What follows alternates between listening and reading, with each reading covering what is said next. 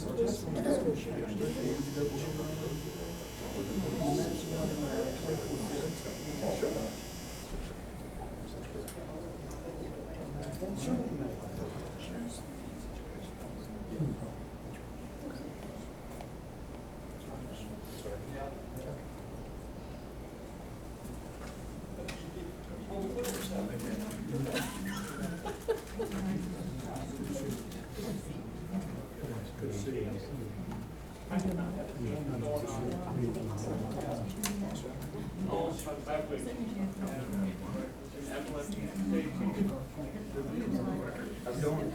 think there's a seat if you want to take down.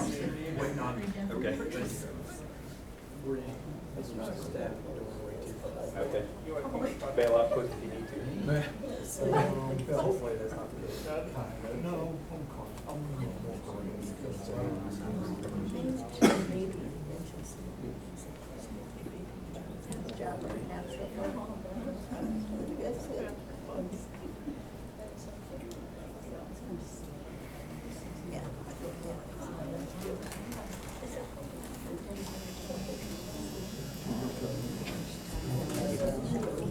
Well, we know the budget works, so, at the door, so that's good.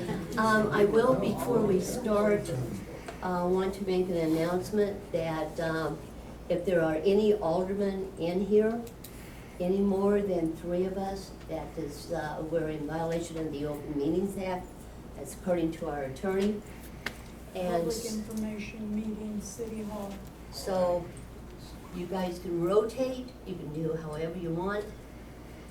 Dan, you're allowed to gather as long as you're not talking, correct? So if we don't ask questions, we're allowed to be here, correct? I don't know what you're going to do.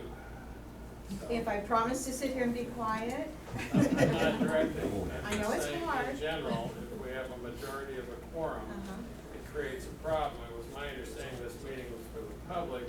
The council, to present the same information that was presented to the council, so that we would not have even a minority in the council here. But I you mean, can't you're free to discuss come, as a majority. You can't discuss as a quorum. and you can't participate. You can listen. I was sent the invitation. Boy, that's true too. Well, I was sent from We're here City to Hall an provide a public invitation to meeting be forum. here. There's no decision making, no, Right. no agenda, nothing to be voted on. It's simply public information. I agree, and are the alders here going to participate? You usually do, that's why I'm raising the question. And also, I assume, you know, we've been turned in, I mean, you know, Beth, and I don't wanna go through it. Because it was not advertised as a public meeting. This has been advertised as a public meeting. And I promise you, I will sit quietly and let the audience ask questions if they have questions, because I think they do. But I'd like to hear what my constituents are concerned about. That's an important virtue. I'm just saying, you know, there's at least, I see Doug here in the hall, looks like Randy's here, Kim's here. We've got 4 or 5 people, elected officials. That are concerned and want to hear what's going on. And I'm not in the business of generating more open meetings complaints to the Attorney General and everybody else, so. I have a suggestion. Yes. If they say anything, have them leave. Well, I did ask if they would go in and out, they could rotate in and out, several of them go out, come back in. Therefore, we never get any more than the required number on the floor. So you want us to go out in the hall and pretend like we're not? No, you can go up to the front, you can walk No, outside. but can I stand in the hall and If you pretend? wanna stand in the hall, that's fine, I'll it's do up to that. you. I'm good.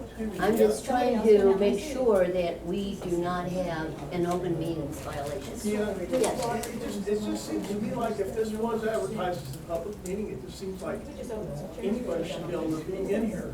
I That's- have 3 properties here and I pay water That, just as y'all you do. don't, then don't be turning us in, okay? That's one of the things that, under the Open Meetings Act, 3 aldermen cannot be in a meeting, okay? We're following the law. All right, having had that settled, And Mr. Turley's here, so he's broadcasting it to the watchdogs. I don't think you all want your tax money spent on me, you know, chasing Open Meetings Act violations. That's what I'm saying, you know. Well, you're committing an Open Meetings Act violation by making them leave, so either way, I guess you lose, so. I didn't make them leave. I'm just asking if they're going to participate, because we do not want a majority of a quorum if they're going to participate. All right, you guys gonna come back in? But you, my point is Whatever you illustrated. want. You know what, you wanna run the meeting, do that too. All right, good. All right, guys, we're ready to, get started. I wanna thank these gentlemen, we'll be introducing them shortly. I just wanna thank everyone for being here tonight. This is an issue that I know is of great interest to the community, and we want to make sure that everyone this evening leaves here with their questions answered and has had an opportunity to see where we're going with our water issue. We started back in 2013, 2014, putting together a committee, a water ad hoc committee. And on that committee, we had Randy Bilbrook, Randy, I guess, is out there, George Sroar, Tim Kunra, Brian Mitchell, I see Brian's here, Dick Monshaw, Richard Oswald, and Marcia Crane. For for most of that year, and all the way up through probably about 16, we had meetings, a number of meetings, constantly, in order to see what direction the city wanted to go. To the point where I believe the committee had an executive summary that was back in October 16 of all the different options that the committee could take a look at. And they decided that they would be looking at the Illinois Alluvial Regional Water area, going to the west. From that, they started the study. We have had Rural Development, USDA, SAIDA, I believe, EPA. We had a number of different agencies in and out of here talking about what they could do, what kind of funding, and where we should go. I'm going to turn this over right now to Max Mendendorf. Max comes from Pittsfield, and I think he's probably got our route down pretty good for now, right? Oh, does it take about an hour and a half? Yeah. Max has spent a great deal of time here, going through a number of studies, going through a lot of the statistics. Matter of fact, he was just here on Friday, and I don't think Max would care if I tell this, but he was just here on Friday, and him and Dan just did a depth measurement of where we are at on Lake One. And I think you'll probably be showing that, right? I don't have that information as part of this presentation, but we're finalizing volume calculations, but we do have cross-sections completed. We're trying to see how much volume we have. And so therefore, that will give us a timeline as to how quickly we're going to have to be making making the decisions to move out of here with our project. So I'm going to turn it over to Max, and then later on, Bob Mans with Hennigan and Associates out of Jerseyville will be giving another presentation. Dan Hill with our as our Public Works Director, I think he's out in the hall. He'll be also talking, and then we'll open it up for questions and answers. Okay, I'll let you guys go. All right. Very good. As Deanna said, my name's Max Mendendorf. I'm with Nico Hennigan Engineers, and we are working with the Illinois Alluvial Rural Water Company. And I would like to introduce Bob Mans, who's also with MH Engineers, and can do some general introductions. Okay. Start on. Yeah, just so I'm aware, I'm not here every month like Max is. Who are the Carlinville council members? I at least want to acknowledge them, so I kind of have to. So a couple of you are out there, very good. I also want to acknowledge the client I work for, the Illinois Alluvial Regional Water Company. We have a couple of those board members or their assigned representatives here tonight. So if I miss someone, remind me, but I've got Sue Campbell representing Village of Dorchester in the back. got Mike Springman representing Jersey County Rural Water Company, and I saw Al Schiff representing Central Macoupin County Rural Water District. So I don't believe anybody with Bunker Hills here this evening. So so that kind of gives you a feel of some of our board members that are here to support the project tonight. So thank you for being here. Very good. I want to talk about the history of how the project was developed, and that's the outline that we'll follow. As Mayor Bob said, there'll be an opportunity for question and answer once we get through the presentation. We've talked about the member communities. There are 5 members that comprise the board for Illinois Alluvial Water Co-op, the City of Carlinville, and each member has a representative on the board. Village of Dorchester, Jersey County Rural Water Company, City of Bunker Hill, and Central Macoupin Rural Water District. The legal counsel for the water company is Foreman and Kessler, David Foreman, and Miko Hennigan has been hired as the engineers for the project.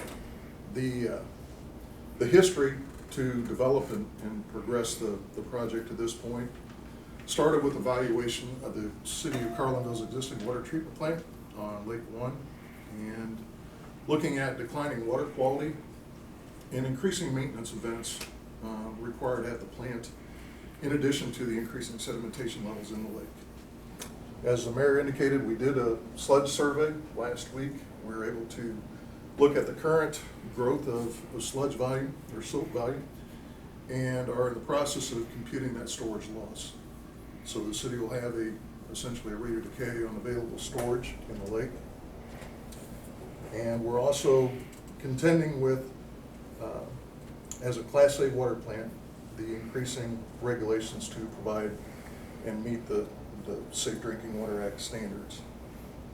The project history started with the initial report that the mayor talked about that looked at improving the water quality coming out of the current plant, and also evaluated developing alternative supplies or purchasing water from, looked at Otter Lake Water Commission, as well as City of Jerseyville, and then also looked at the potential of developing a partnership with neighboring communities and water providers that were also interested in developing an alternate water supply. That process culminated with the city received a $30,000 grant from USDA to prepare a study, and that study involved the analysis of looking at 4 members partnering to form a regional system. And looking at the alternatives for developing that supply, the ultimate recommendation was to develop an alluvial source adjacent to the City of Jerseyville's aquifer down in the Illinois River bottoms. And that mechanism looked at a partnership arrangement where each member would have a seat at the board to develop the management and bylaws for that water company. The process of developing that company allows each of the members to not have the initial or the complete debt load for the development of that system. And that was one of the big advantages, keeping available bonding capacity available for other infrastructure projects within each of the members.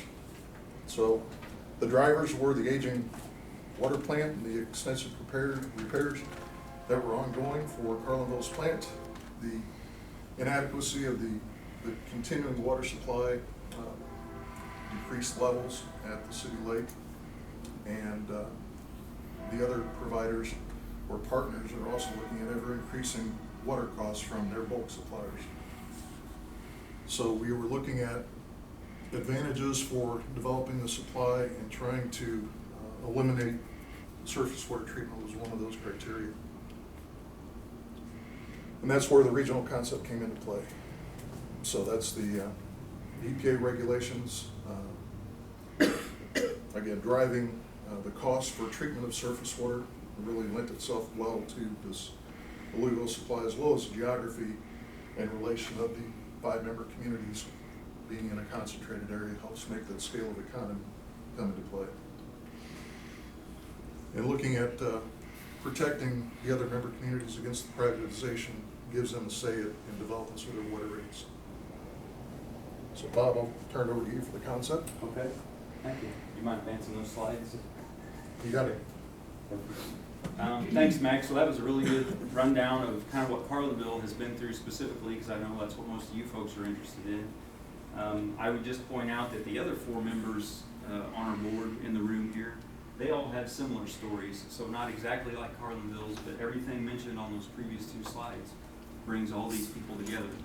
They all have a common need, and I'd like to kind of tell the story of where Illinois Alluvial is at and where we're headed here in the very near future. So exciting times. Okay, the way we're set up is they decided last year, they came together, they've been working on this for a couple years. Last year they officially formed as a not-for-profit rural water company in Illinois. We mentioned the 5 members. Max did a good job talking through who those were. Next slide, please. So the concept is, once we formed, we would get 1 member from each entity to be on the board. What they really decided, going through the history of Carlinville and the other 4 members at the table, they did have a lot of decisions to make going forward as to what they were going to do. We are blessed with the Illinois river bottoms and plentiful aquifer there. So for that and some of many other reasons, they made a decision going forward. There was no going back. They wanted to not have any options where we had to buy bulk water and be beholden to a bulk supplier. They wanted to be able to chart their own future, make their own decisions. So from the point on of forming Alluvial, it was decided that would be our only option, is to look at a regional cooperative effort. Also, surface water options were off the table at that point. They researched, looked at the pros and cons, and decisions were made to move forward only with a well supply. So that's kind of where we're at. This kind of shows you in spreadsheet format the numbers and what our group looks like. I thought it would be helpful for everybody to see the populations of the individual entities. So we've got Dorchester there that has a serious water need, and we're glad to help them. As you can see, they're at the lower or the smaller end, and then we've got Jersey County Rural Water Company at the upper end in terms of population. They have over 5,000 customer meters out in the system, and everything in between. It's also interesting to point out that some of our members have other satellites that they provide. So you can all read the chart there, but Jersey County Rural Water, for example, they supply to Medora, Shipman, and Royal Lakes. They supply local water onto those end users. At the bottom, my asterisk, that'll become important later when I talk about funding. A number of these communities fall within rural development is set up for eligibility, and the loan and the interest rate and the grant determination is based on your income levels and need. Of course, everybody in the room, we all have need. But many of these communities fall in the poverty rate, which is very good for the Alluvial project. This is kind of a graphical view, just to show you that the slide on the right. I'm sure I'll get arguments with colors, but I'm going to call it the purple blob. That's Jersey County Rural Water's territory. The light green in the middle is the city of Jerseyville, just to give you a reference point of where we're talking about. And then the reddish color in the northeast corner, that's Central Macoupin County Rural Water's region. So they're very spread out, very rural. We've got Dorchester in the blue and Bunker Hill to the right. I might have a pointer here, but I think everybody in the room kind of knows roughly where we're at. So that's the region of the state we're talking about. It's quite a large region. The poster prevents us from seeing. Oh, I'm sorry.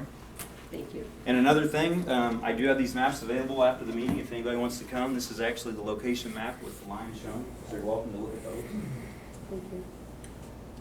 Thanks for pointing that out. Okay, next slide. So in concept then, what the project is going to consist of is in the Illinois River bottom that we talked about, we're looking at a well field of 3 to 4 wells.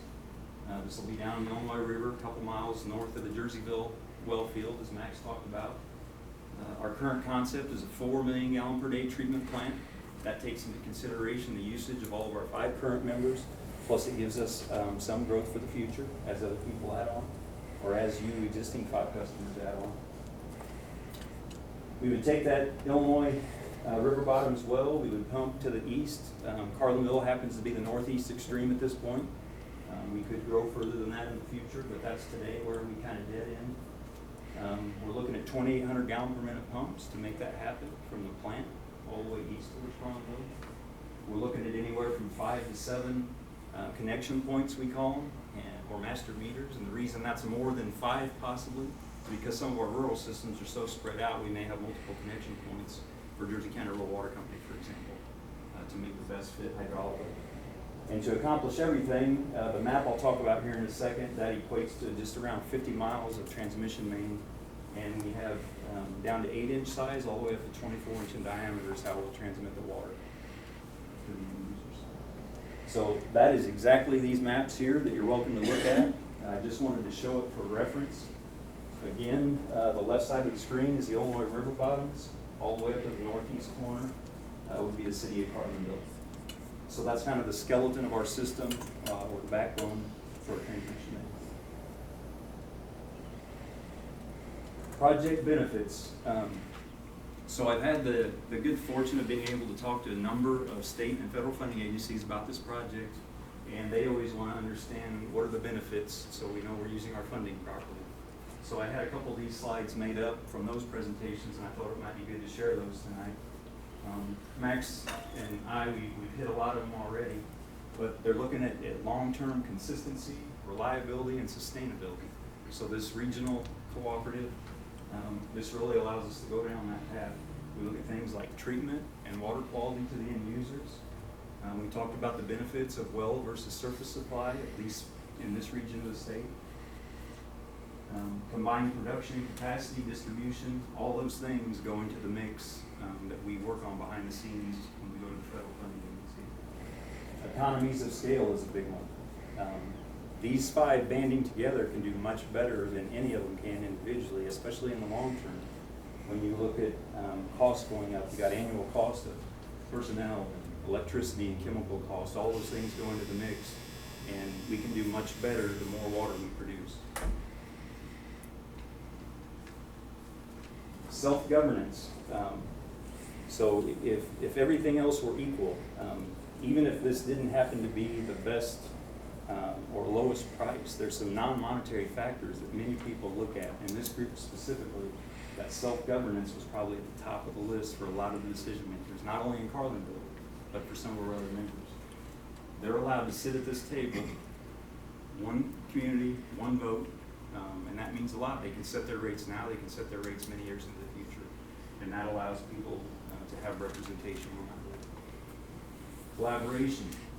This is multiple counties, multiple communities coming together. That's the era we're in. That's what it's going to take long term to solve things like water, and even wastewater needs long term. Things are going regional. It's really what we have to look at to make things efficient.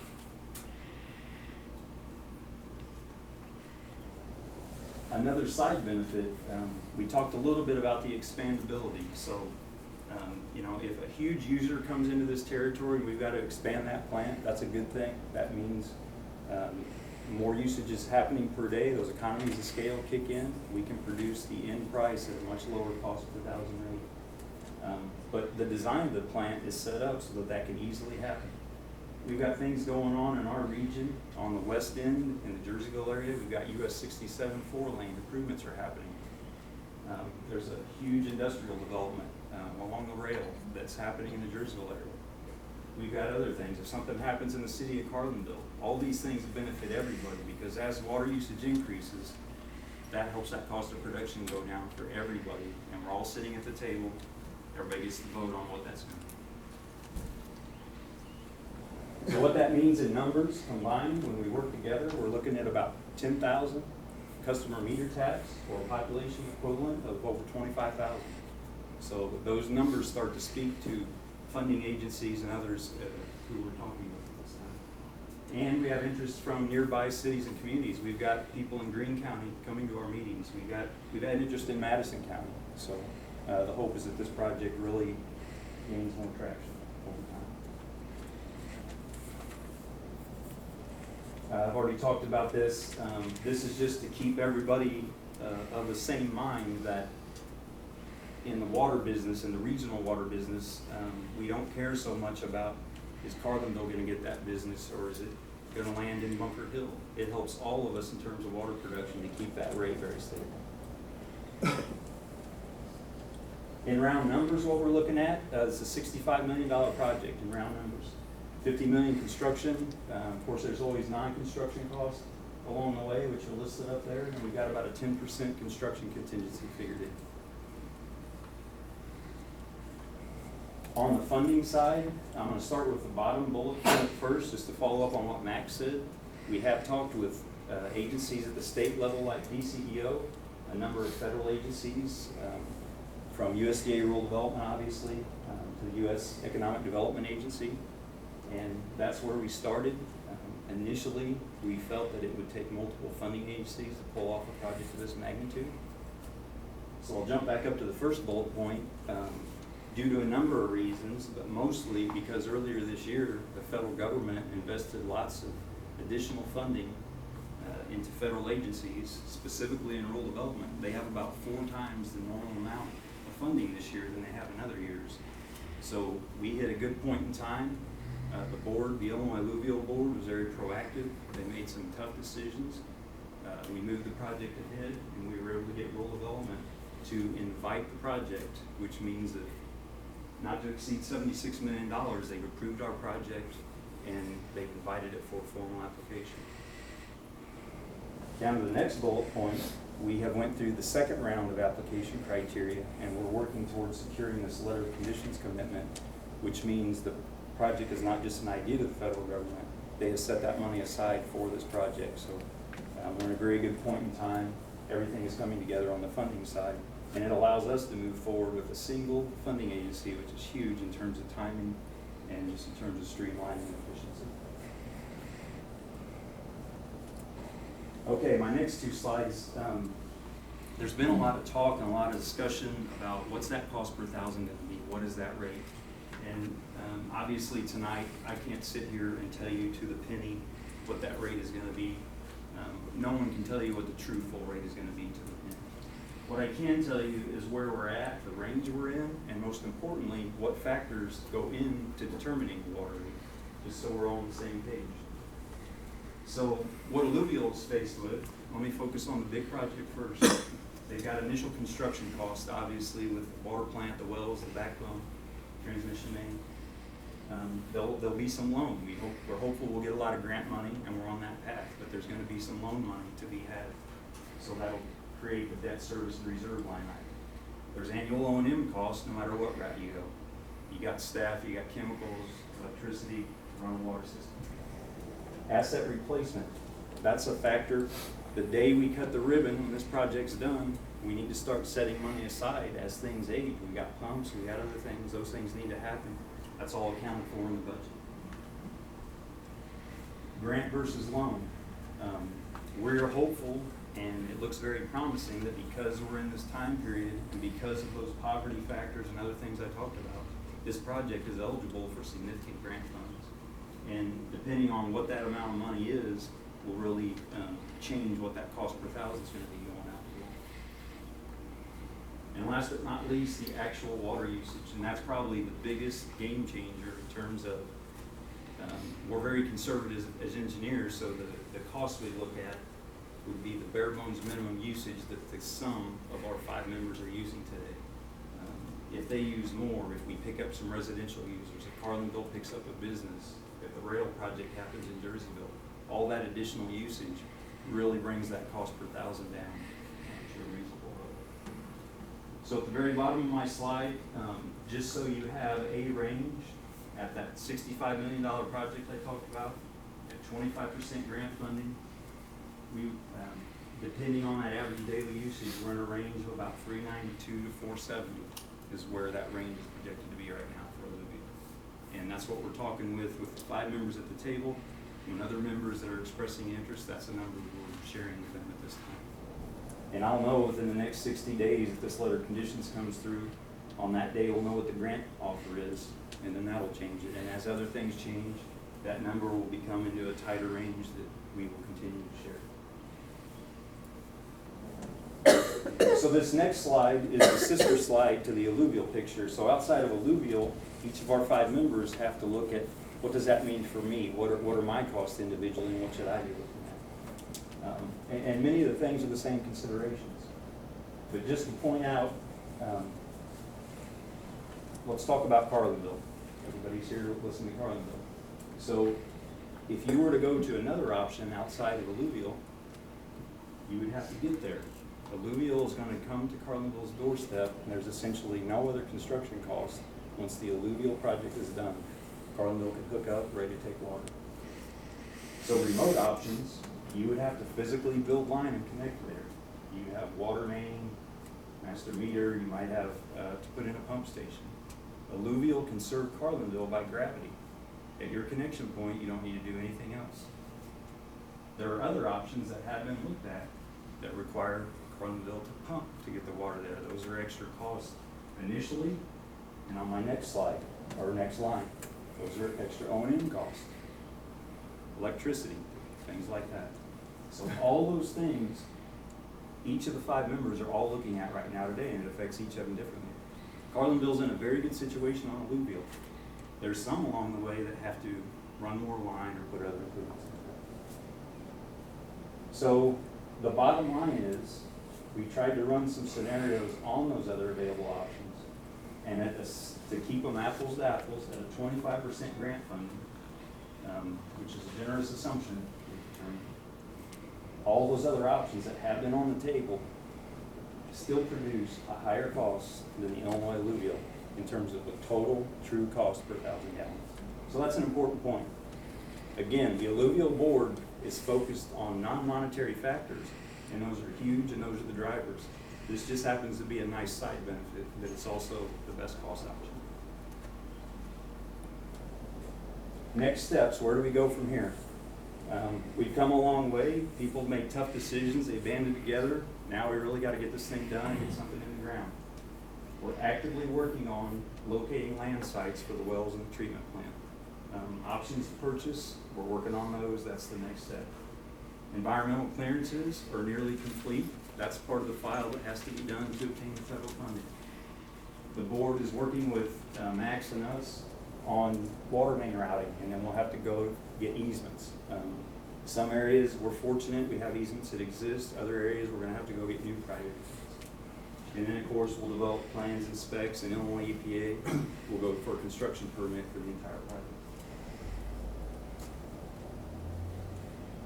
Okay, what does all that stuff mean in terms of time? How long is this going to take? Again, we try to be fairly conservative. The first 2 items are done. I finished item number 3, PER revision. I finished this thing at noon today. 2 p.m. I get an email from Rural Development. They blessed the PER revision. That's a huge step. That thing's now complete. We expect our environmental to be done next month. That letter of conditions we expect in October. Those are huge milestones behind the scenes that probably don't mean a lot to you folks, but in my business, those take a lot of time and effort to get to. Once we have that, that sets everything else in motion. And you can see maybe a year to completely design everything, go get those private easements. We'd be looking at putting the project out for bids. We're talking construction mid-2020. Is it going to be May 2020? Probably not. Maybe it's April, maybe it's June. It could be 6 months, 12 months from there. But this is a realistic schedule based on what we've seen in the past.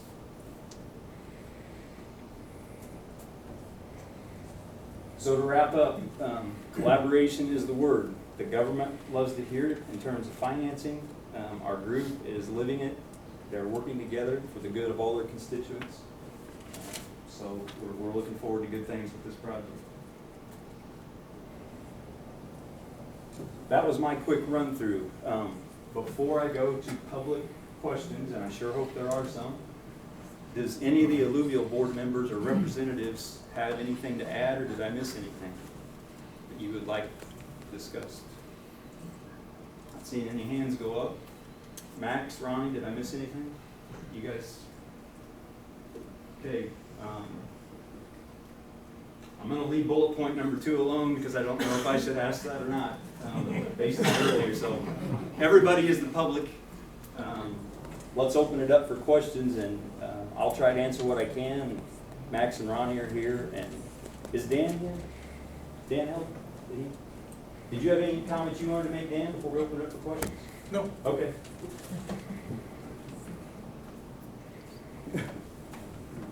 Yes. What happens to the Carlinville Lakes once the Carlinville becomes a customer of Alluvial? Because if they're not going to be used as a public water supply, then the funding for any work to be done of those lakes drastically diminishes. There's too many too many public lakes, or 8 lakes in the state of Illinois that are public water supplies that take priority over recreational lakes.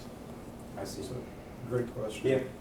And based on the soundings that we just took in this last week, there still is a very attractive recreational component for that. The lake, and you can see, it's really interesting when you look at the progression of historic photos of what the lake surface has done over time. It has lost, 1949 was the first survey after the lake was constructed. And they used range lines when they set those sections to do the cross sections. And those monuments are still in existence. We have GPS coordinates on those. And so by taking those old cross sections, you can very clearly see the change in the infill for the lake. But what that means today is that there still is an appreciable area of surface for recreational opportunity.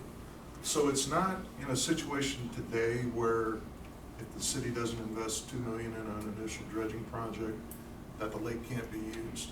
And one of the concerns that they've got today, and Dan can probably chime in on this, but at the start of this year, Dan was telling me when we were out doing the survey that they had a boater come out and apparently wasn't complying with the speed limit.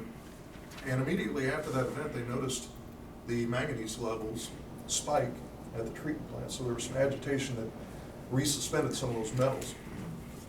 Those kind of concerns go away, but the usable volume today at the intake structure is about 15 feet.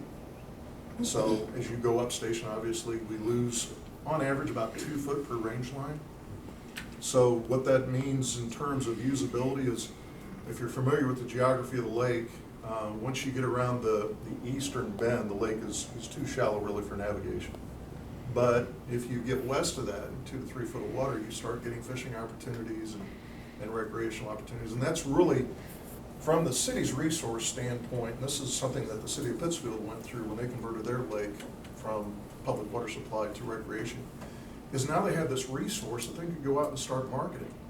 They have the opportunity for real estate investment, enhanced camping opportunities, and so it's really a side benefit that there's been no numbers put on in terms of asset, but that's a marketable component that I really would encourage the city to start brainstorming and having some roundtable discussion as to how can we take advantage of this asset that heretofore today is restricted. You know, they can't boat on the lake today. That's something that's a game changer for the citizens of Carlinville in this area. Is now it's a recreational opportunity once it goes up to public water supply. So thanks for asking the question, because it is an asset that the city, and they've undertaken, and kudos to them for the watershed management program that they've implemented, because that's going to certainly forego and delay future siltation. And if they can continue that effort, I'd highly encourage that group to stay active, because it pays huge dividends, just in general water quality for fishing. Yes? But we already have real estate out there and camping out there. It's already making money, and it's still filling in. It is. So with you not giving us a direct answer, it doesn't give us much hope. How can I? Tell us what's going to happen to our lake. I would encourage the city to maintain it, to keep their lake board active, and to keep the watershed protection measures that are in place today viable, and don't walk away from that, because it does protect the investment and the resource that's there. They've already stopped working on our lake. They've stopped when they started this project, they stopped working on our lake. What's to keep the city of Garland from selling that property to you? Is there anything to keep them from doing that? Feedback from the citizens. And that's public engagement part of how to manage that resources. What is the master planning envisioning for the city of Carlinville and its residents? What do they want to see from that? That's part of our concern. Our Sure. voices are not being heard, we don't feel like. We don't feel like our representatives can go, our aldermen can't go to these meetings. We have questions, they're not being answered. We are getting answers that make no sense, or they go round and round in circles. It's very frustrating for all of us. One of the main concerns is, how did we get in a position where we're spending 65 or whatever the million is without a referendum? Why did the people not get a say? I agree with her 100%. I think we should be able to vote on this. This is not right. Not to change the subject, but you said you did a volume test last week. We did self-survey. Okay, so they said that they made this decision 2 years ago. How can you make a decision without knowing the facts of how much water we actually had in both lakes? There, in 2006, have you seen the HDR study that was completed? Yeah. Okay, so you, basically, you are aware of what the silt loss has been, or Yes. storage loss? Okay. Yes, I swam in that lake the first time when they dredged it in the 60s, okay? So there's your answer. Oh, yeah. Is there is a trend line that shows up in that study that plots the volume loss over time. Right, and $1.5 million silt dam would cut that way back. We were all told that fixing our lake was way too expensive, but now we're looking at 76 million. 76 million that, yes, we're going to share with a few That's other not what entities, Bob but just shared. Yeah, and The project just is to fine. clarify, so we're specific, the number is 65 million, and that is the number of debt that the Illinois Alluvial Regional Water Company, as a separate entity, is going to take on. So Which the we benefit are part that is the city of Carlinville is not taking on any of that debt directly. But we still have to pay for it, right? At the end of the day, you're paying for the system you have now, and you'll be paying for a water system many years into the future, regardless of which direction you go. What we tried to share was, if you do your own thing, fix up your water treatment plant, do everything you need to do in town, if you go knock on another door and buy bulk water, whatever the case is, we've looked at all those options. This is still your best monetary option. It still gives Carlinville a seat at the table to set rates in the future, and those are some of the big benefits of the project. So, and one other thing, we didn't totally clarify this on the first slide. I should have, and I apologize. I'm willing to answer anything anybody wants to. However, I'm not here as Miko Hennigan Engineers representing my client, the Alluvial system, to relitigate why or why not did some of these individual 5 members go with this or not go with this. We're here to give public information about the Illinois Alluvial project. We're here to present facts on what we're doing going forward. So I just want to clarify that. I've got several questions here. A couple of them, I don't know if you people would be the right forum to answer this, or if it should be maybe the city, but I'll start with number one, and sure, we'll go from there. Right now, rural residents, people off of Carlinville Rural Water District, are paying double the rate. I guess my question is the city of Carlinville going to be setting the rate for its customers? Are they going to basically be buying off Alluvial and then setting the rate? It's a great question. I'm Or glad is you asked all it. members, whether you're in Dorchester with 158 or Carlinville or Jerseyville, going to pay the same rate? That's a great question. I'm glad you asked. I should have covered that. So at the alluvial level, the current plan is, and again, all 5 members sit at that table and have a vote, so they will ultimately decide this. And they can correct me if I say something wrong, they're out in the audience. The current plan is that that group will set a common cost per thousand bulk rate that everybody will see equally, whether you're Dorchester, Jersey County Water, City, Carlinville. Let's say that 470 or whatever number I put up on the board is the number. That's what the city of Carlinville will see for all the water it buys in bulk from Alluvial. Then in turn, the beauty of it is we're not buying out everybody's system. You have a cost to produce today at your plant, and that has a cost per thousand to it. The city has to determine from that, what do they charge users? What do you do to your in-town, out-of-town? The city will be They still still the completely residents. do that. We are the alluvial is at the bulk level because there's efficiencies and we can do that the most efficient and govern what that is. That's a good way. So this really affects, correct me if I'm wrong, I'm not made up my mind one way or the other the way I feel on this. I want everybody to understand that. But correct me if I'm wrong, we still really will not see whether this will benefit or not benefit a resident of Carlinville as far as pricing of water per gallon? The long-term benefit is, it has been projected if you stay and do your own thing in your own community, the cost in whatever's going on at the lake to fix up your plant, everything that needs to take is much more costly than if you buy bulk from Alluvial. I think I understand. Yeah, and then each community has this dilemma because they have to then take, some of our communities don't produce their own water right now. They're not blessed with that. Some of them are buying from another supplier. So they're looking at trading the cost per thousand they're paying today to what would now plug in the alluvial cost, but they've still got all their own customers to deal with. So. The second question I have. Sure. Should I go on? Yeah. The second question. You got the floor.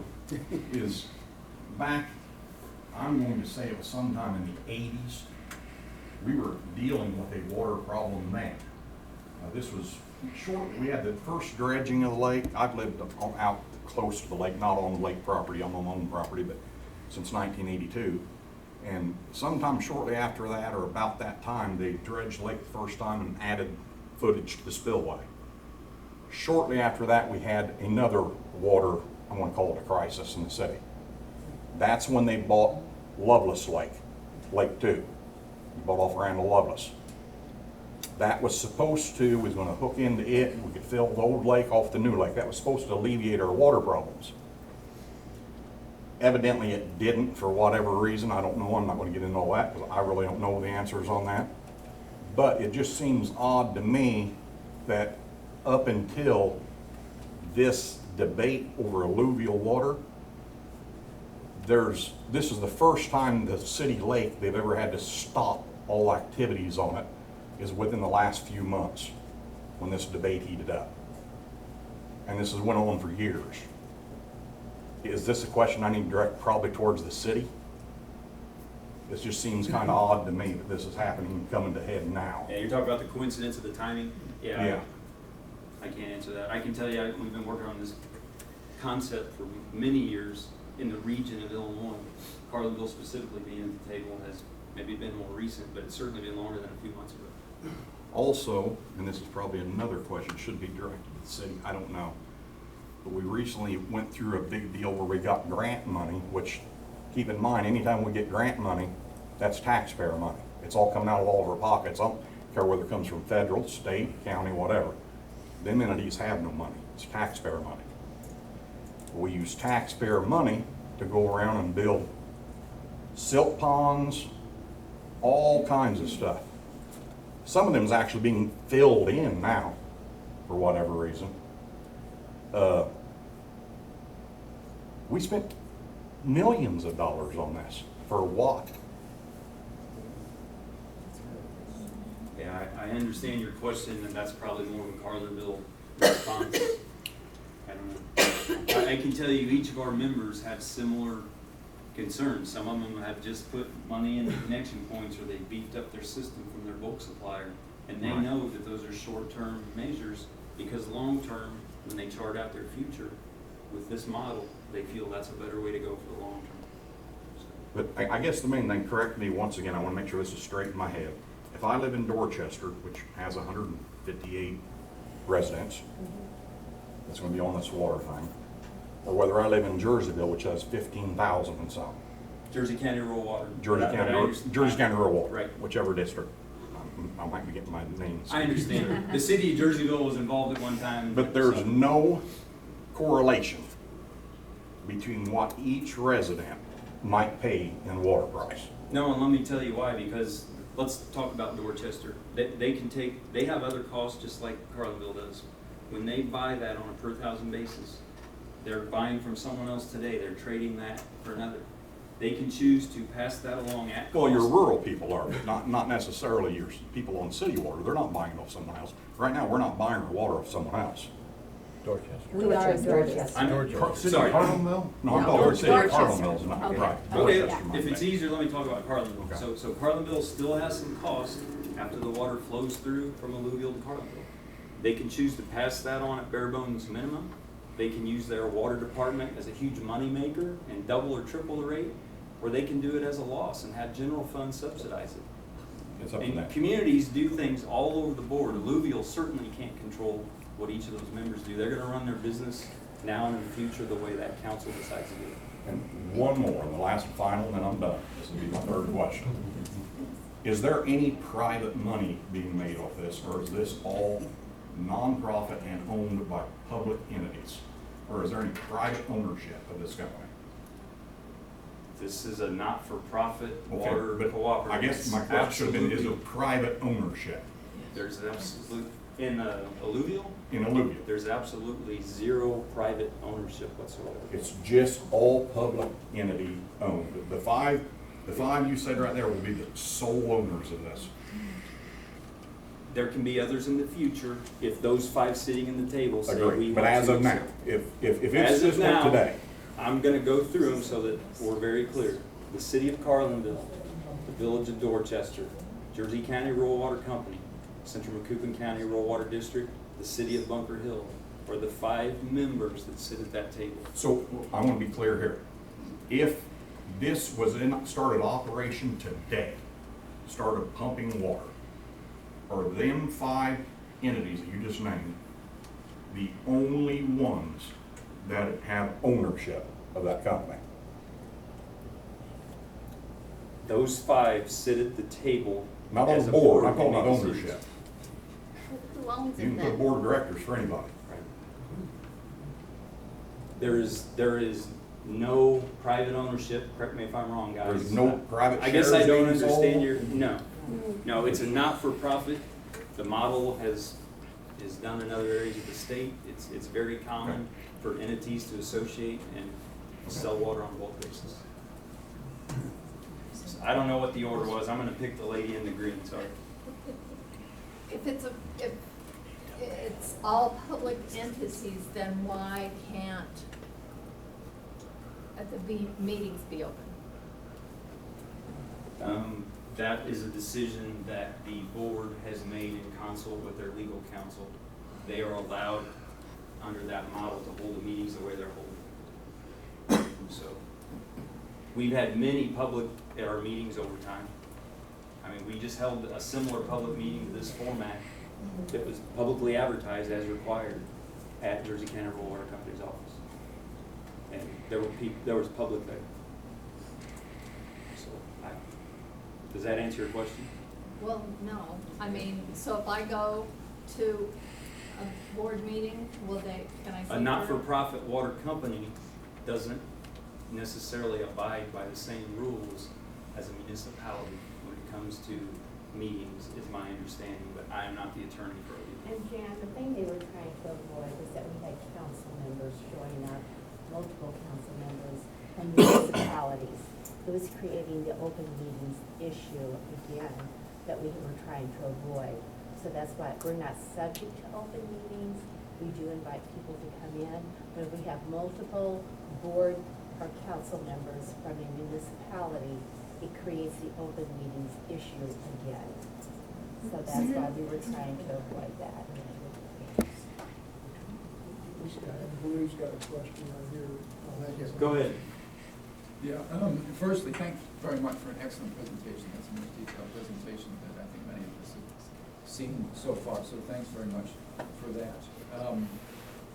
By way of background, I'm retired now, but I used to work on projects like this and probably worked on more than 100 of them in my life, and so I have a natural interest in this kind of thing, apart from being a resident of the Carlinville area.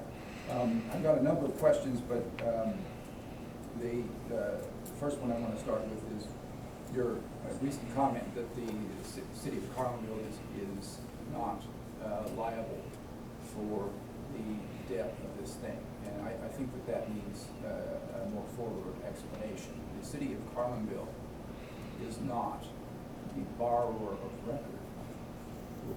Where do the funds come to repay the loans? It comes from the individual members paying a per thousand cost over time to purchase that water. That's what helps in part to repay the debt. They pledge our water bills to service the debt. And that is the only revenues that IARWC will have. And so, in fact, Carlinville and its partners in this are wholly responsible for the debt, even though the name of the loan happens to be IARWC. We are the only source of payment. And if the debt is not paid, then the plant will be seized and all of that money will be wasted. So the risks are exactly the same as if we had owned that plant. I don't see it that way, but I appreciate your comment. Yeah, one of the big distinctions is bonding capacity. Individual entities that borrow money have a variety of options on how to structure that debt, either through revenue bonds, general obligation bonds, or double barrel bonds. The distinction with a USDA funded project is those are by definition revenue bonds, which the pledge of future water sales is the security to make that debt service payment.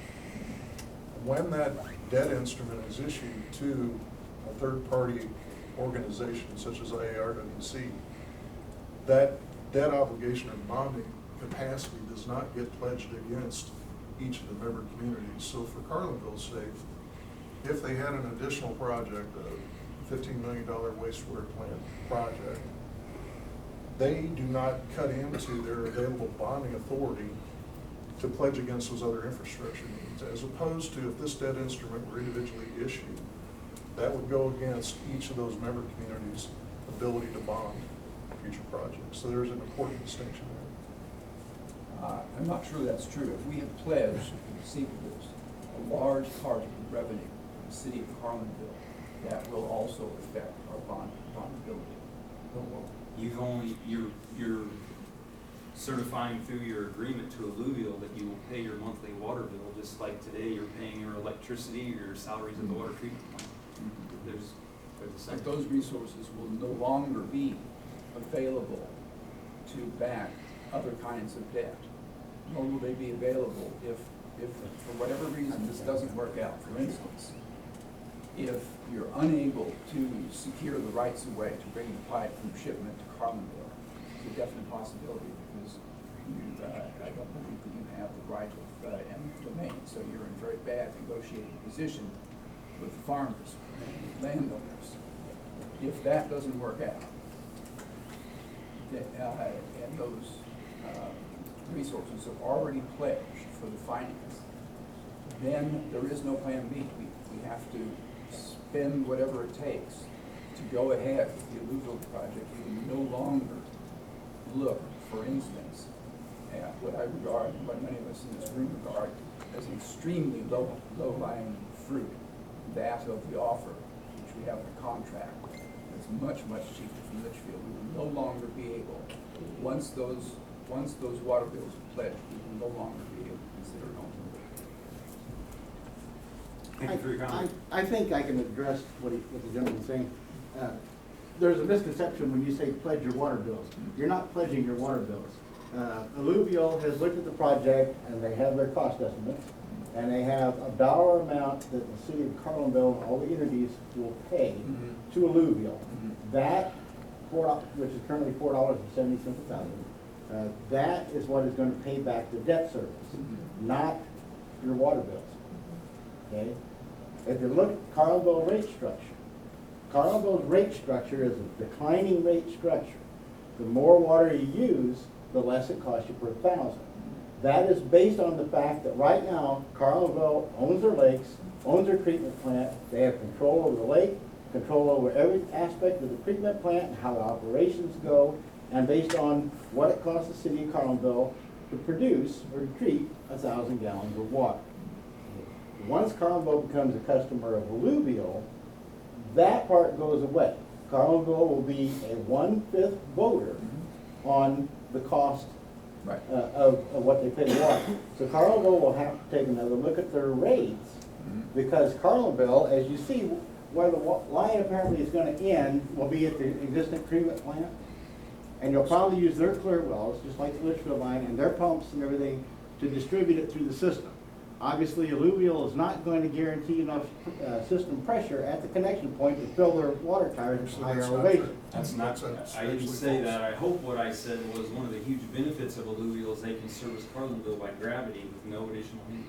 Correct, that is what you said. But I think what people are not catching is the fact that Carlinville will still have part of the treatment plant in service. That's absolutely wrong. How are you gonna pump it to the tower? 750 hydraulic grade line of point of connection. So you're adding pumps. The Alluvial will provide adequate pressure at the Okay, but plant. Alluvial's paying for that. There is no auxiliary pumping as part of this option. But which the is a huge Carlinville, difference. the Carlinville water mains, meters, distribution system will still be owned by Carlinville. Somebody will still have to read the meters, somebody have to bill the customers. Yes. Carlinville will still have some infrastructure costs. As So with any Carlinville, to option. recoup those costs, will have to readjust their rates because they're gonna be paying a higher rate per thousand than what it costs them now to produce the water. See? So that's where, when you say pledging the water bill, they're not pledging the water bill. All Carlinville is pledging is the $4.70 to buy it. What Carlinville does with it afterwards is up to the city of Carlinville. Obviously, the declining rate structure, they'll have to take another look at that because they're not gonna be able to sell it to customers for less than what they're paying Alluvial. Well, I think And you're saying right, that- and just to answer that, so doing nothing for Carlinville is an option. It was looked at, I believe. The council decided the do nothing option was not attractive, so they looked at many other options. And Alluvial is what they selected for many non-monetary factors, and the monetary factor just happens to be great. So one thing that, a little different from everybody else's comments and questions, that was it was discussed at an earlier city council meeting that we were supposed to hook on to Illinois American down at Shipman for an emergency supply. That, you never mentioned that, is that in the plan? What was that all about? I don't know anything about an American Water Connection. That was the bridge project. Oh, okay. Is that still gonna be happen or not? At this point, the priority for, based on the sounding levels that we saw, the sense of urgency isn't as much as what it was a month ago before we knew physical lake levels. Because there was That concern. $6 million or whatever it was is not gonna have to be spent. You know, at this point in time, we don't think it Oh, will. okay. Yeah, and thank you for bringing that up, because the concern was when the water plant operators saw the spike in manganese levels, their first assumption was, my gosh, we got silt knocking at the door. They've got a variable level intake now, but the question was, how close to that intake is the silt level today? And without having data, the operators and the managers said, we've got to have an emergency plan. So what is our emergency plan? And when looking at that and looking at the long-term infrastructure plan, constructing that first segment of pipeline and the temporary interconnection with Jersey County would have given them that backup supply. And so that's what I was talking about. But just to clarify, I mean, this is a scenario that could really happen in any region that we're talking about. So if someone had an emergency need and they wanted to pre-build a segment, that could happen. And then it's not necessarily an added cost to the project. It's just that maybe a phase one piece of the project is built in advance of the rest of the project. So that's another way to look at it. I had a question about the quality of the water. Sure. You mentioned earlier in your presentation about USDA and their not funding perhaps groundwater runoff projects like lakes, like Carlinville, in favor, I assume, of aquifers. Can you talk any about why that decision was made by? I don't remember saying that. I remember saying that Maybe in I'm addition to between the income lines. levels, health and safety and quality issues are definitely one of the determining factors in making the project eligible. So Litchfield is a lake water source like we have here currently. That's where we would Correct, be getting it correct. from. And the Jerseyville is the aquifers or the wells, as you call it. Is that a safer source of water? That's what I'm concerned about. We feel it's more consistent and more reliable. And one of the things that may have entered into your recognition of the fundability for surface supplies, when the city conducted their public funding forum with all the funding partners for state infrastructure projects, one of the statements that was made at that meeting was, and a rule development debt instrument is structured over 38 years plus 2 years deferred interest, so it's a 40-year loan. And the thing that they're concerned about is lending rural development money that is a 4-year commitment on an asset that's expendable in a shorter period of time, such as a dredging project. They felt like if they lent money to the city of Carlinville to dredge their lake, the city would not have recouped and paid back that loan by the time that asset had been expended. And so that was a statement made by Mike Wallace here. Can you help clarify my understanding of the pricing? Is 473, is estimated to be 473 per 1,000 gallons. Is that the same price for all of the city partners in this at a point of takeoff somewhere? And if so, where is that point of takeoff? Or is that 473 a price for, estimated price for Carlinville, and the other partners will have a different estimated That price? current range of prices that I gave you, which is not known tonight, like I explained, we're getting close to a range. The current board is looking at providing that price equally to all 5 members, so it's a common pricing structure. And where's the takeoff? And who's responsible for getting it to wherever that takeoff point is? Is it 473 delivered to Carlinville, or is it 473 in the plant in Jerseyville, and then Carlinville is responsible for infrastructure to bring it to? It will be at the master, what I call the master meter / connection point. And that shows up on the map. It's on over there. there. There's a point of connection. But in Carlinville, not at the plant? Correct. Okay. Thanks. I'm not sure you really answered the question whether this water would be safer than lake water. You just said it would be more reliable. The distinction, and thank you, every drop of water that's developed by a public water supply is regulated by federal EPA and state EPA. So by definition, that water has to meet domestic suitability standards. So it is purely a question of how consistent is that source to treat, which has a reflection on how expensive is it to treat, and the level of operation. A surface water supply requires a Class A operator and the most stringent level of regulation and the most intensive level of chemical application to deal with the variability of water quality.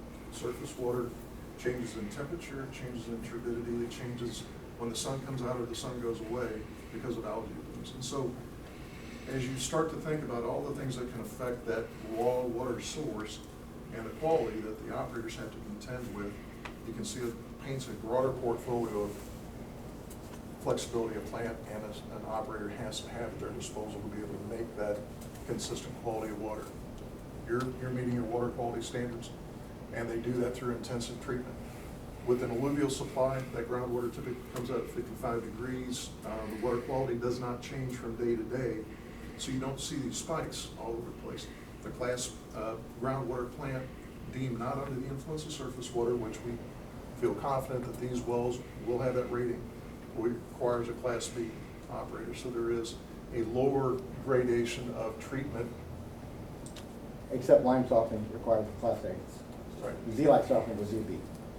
But you have a much more stable level of raw water to contend with. So you do not have the dynamics and the variables that a surface water plant has to contend with. But when it comes out of the tap, it's still gonna be Right. safe either way. We have a good track record. The city of Jerseyville, for example, their raw water source is very nearby to what we're talking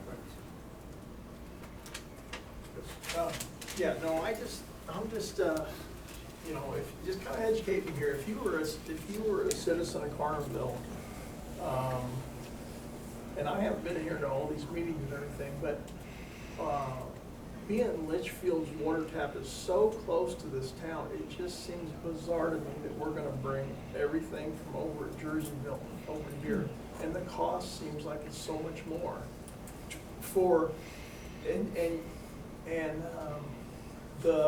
I don't know what Litchfield's water quality is, okay, so I have, you know, or what their consistent water quality is, but it just seems like if we can tap onto Litchfields from Timber Estates, it just seems bizarre to me to pay all this extra cost. It's basically going to cost everybody in this town more money.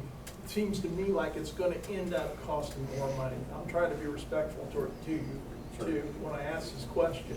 So I'm just trying to kind of look at it from that point. Absolutely. So. And that's a very fair question.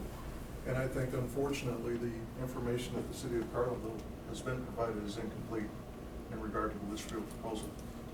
What the information I've seen is a two-page document that doesn't spell out, it's not a USDA purchase contract, it doesn't speak to the debt service, and it doesn't talk about short-lived asset management, operation and maintenance costs that are inherent with that type of system. Bob spoke about auxiliary pumping.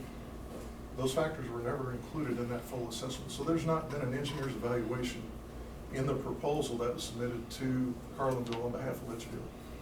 There's nothing that we've seen that has a PE seal on it that says this is what your life cycle cost is to compare against the costs that have been provided for Alluvial.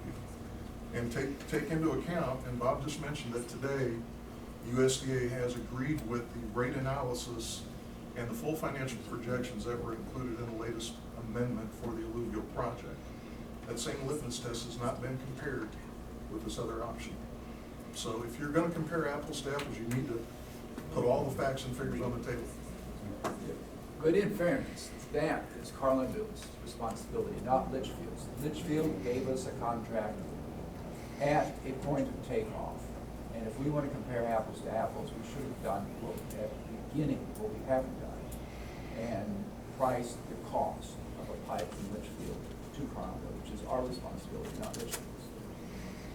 So to pretend as if Litchfield is not doing what it should is just not right. That's Carlinville's responsibility. To remind you, and I know you know this, the non-monetary factors, even if things were equal or even if some of these other options you're talking about were better, they decided that having a vote in their future at the table for setting the water rates, non-surface water were the two driving factors. Everything else went from there. But yes, you took the decision at the front end to not look at the most attractive decision. The group and each of them individually made decisions at their council levels. That's been discussed and answered. I'm here to explain what this project is moving forward. I shouldn't have said you. I shouldn't have said you. On this, you talk about, well, we're not in, we don't have to worry about open meetings, things like this.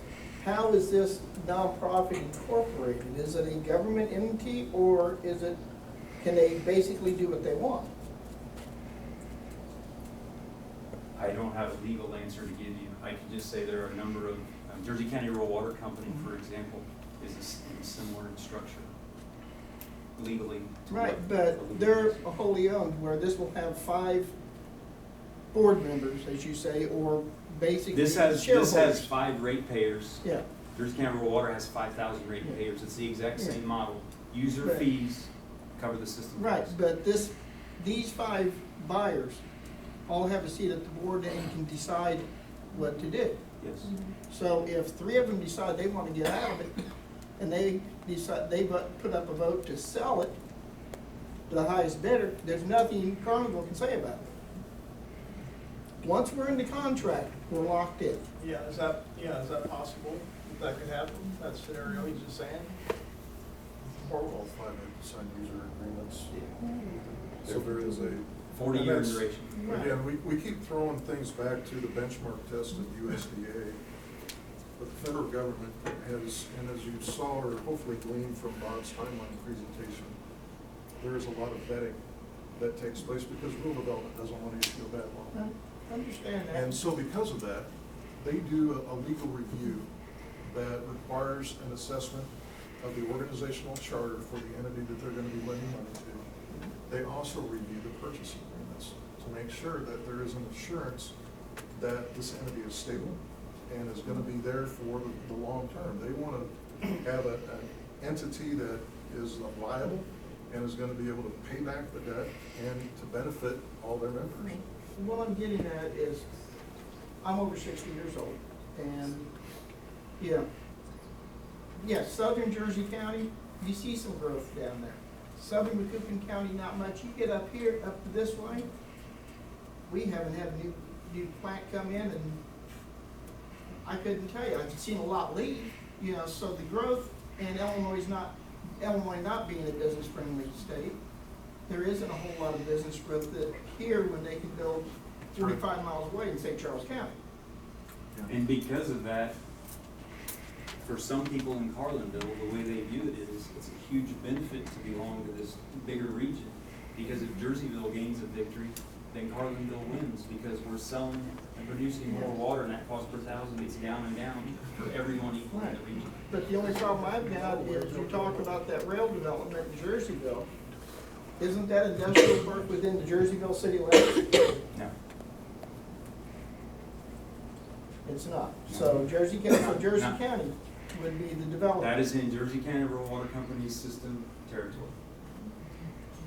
Unless the owner of it decides he wants to be incorporated in the city of Jerseyville. Even if the city limits extends there, which is a legitimate possibility, that is still Jersey County Rural Water Company's service territory, now and for the long term. Yeah, I agree with what he says. We have to compare apples to apples, oranges to oranges. And I agree, I don't think we've got all the information on the Litchfield issue, or option, I should say. But I don't believe we got all the information on this option either, just like the gentleman down here said about in the future, easements. That could be way higher than anyone figured, or way lower than anyone figured. There's no way to tell. There's no one in this room that can say what that's going to be. But that's with any option, even if you go to Litchfield, if you go to Otter Lake. But I'm just not a gambler. I don't like shaking the dice and rolling them. Any of those options, And here's my there are question. easements to get Here's to. my question. Actually, Macoupin County said they would grant free easement as long as the Warner County. Well, that's Macoupin. We got a long ways to go for Macoupin. Here's my question. At what point do we have to commit ourselves? I don't like buying something until I know exactly what I'm buying at what cost. I'll go back to my statement earlier, not to cut At you what off, point but do we Carlinville's sign on the already dotted committed. line and have to say we're committed? The Carlinville City Council and the other 4 individual boards have already made internal decisions to join Alluvial. That decision was made, and we're headed down the path moving this project forward. I'm not here to relitigate But that's why still they talking should or between, shouldn't. that's still not answering my question. Are we locked into this agreement now, or at what time in the future are we locked in without any option of backing back out? That's a legal question that I can't answer for you. I think I can help answer that question. Okay. We locked in at the time, we agreed to provide the finance for the company. Have we agreed to do that yet? We haven't yet. It was on an agenda at the city council for next week, I believe, but I think it was taken off. Okay, can we withhold from locking ourselves in until all these price figures come in? I'm sorry I can't adequately answer your questions. To my knowledge, I'll go back to each of the 5 members individually have made a board commitment to become a member of Illinois Alluvial, and they're heading down that path.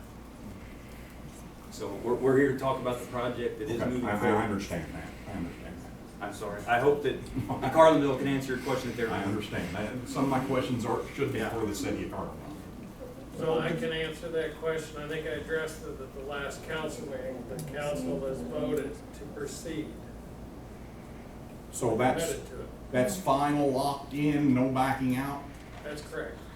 They voted to Thank you for pursue that. I and appreciate it. not proceed. Did anyone contact Prairie Farms, which is a very large user for Carlinville, and get their opinion on this? I'm not qualified to answer that because I haven't Hey, Dan. had that conversation. I'm merely commenting on the legality of that question. I'm not And asking. that pertains to that. So is it to pursue or proceed? How is your wording in that? I don't have From a a legal resolution. standpoint. So you really don't know? From a legal standpoint. No, I've given my opinion last Monday, What was that opinion, sir? okay? That the council made the vote and To that proceed or pursue?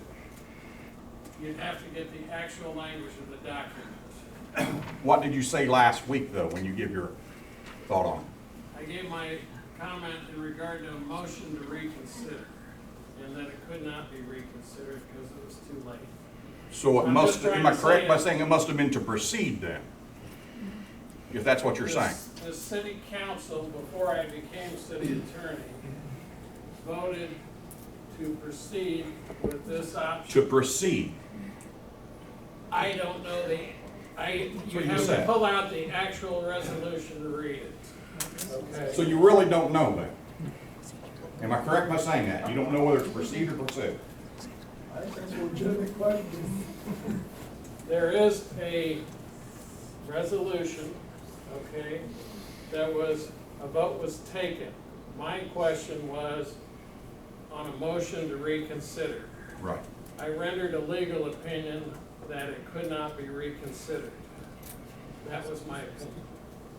Opinion, okay. Yes. Opinion.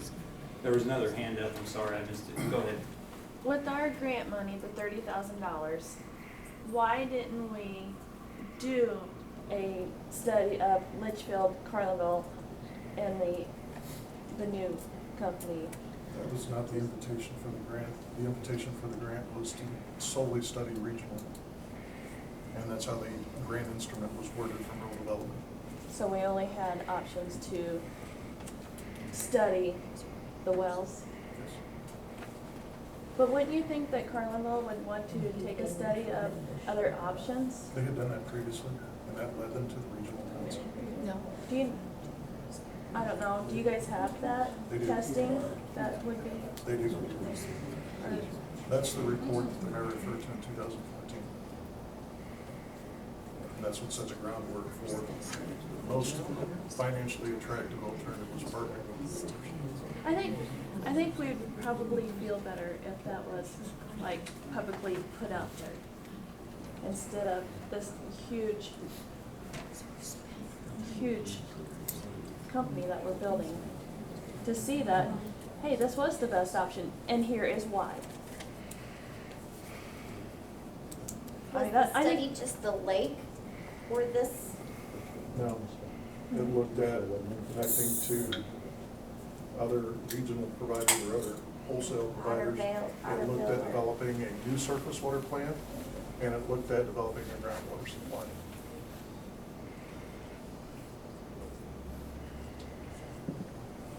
Yes, sir. So my question is, this is projected to potentially be completed in 2020, is that correct? Start construction 20, complete 21. Completed in 21. Right. So are you currently, in your opinion, your firm's opinion, are you on track to meet those estimates currently? And what else is gonna come up that's not gonna get me and my grandkids good, clean water from this place in 2021?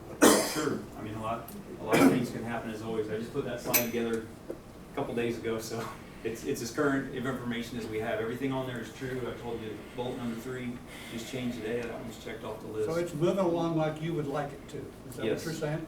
Yes. Okay. We've been given a directive by the board to move this ahead, because if I would have shown you this slide 6 months ago, it maybe would have been a year or two later on all those bullets, but because of this additional federal funding, because the Alluvial board has been proactive, and we've done things we need to do, we're in a very good position to stay on this current schedule. Okay, thank you. Yes, sir. Your projection $65 million. Okay, based upon, you're talking finished construction in 21 with delays probably the end of 22. That does, you said that included a $5 million overrun estimate? It included a 10% construction contingency, which happens to be $5 million, yes. Okay, and that's based on, well, everybody knows the state of Illinois has done ways of doing projects, so, but there are 2 phases. Yeah, yeah. This would be a traditional, right now today, a traditional design bid build undertaking. We are designing it as the engineer of record for Alluvial. We would put this out on the street, publicly advertise, which we're required to do through rural development funding. We would accept bids just like any other project.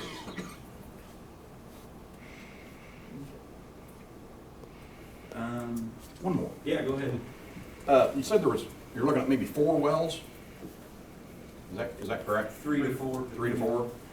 Is there plenty of more room for more wells in the future if this did grow, 50 years down the road? Are we limited? How big is this aquifer? You want Max's short answer or long answer? Does He's a aquifer huge or? I think I'm gonna sit down for this.